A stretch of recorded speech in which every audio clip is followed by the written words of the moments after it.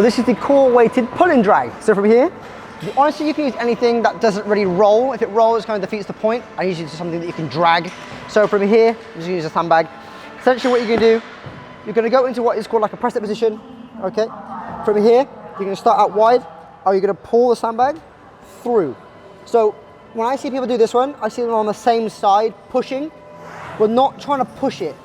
So I don't wanna see this, I'm trying to push it. I want you to drag instead. So from here, widen my feet, pull across my chest line, pull through. Straighten out, pull through. Up, pull through. Up, pull through. The most important thing with this one is to keep your hips square. So you're trying your very best not to you don't want to rotate into it. That's not what we're looking to do. You want to rotate, hips square. Final time, here, pull down, hips square, pull, up, pull. Have a go.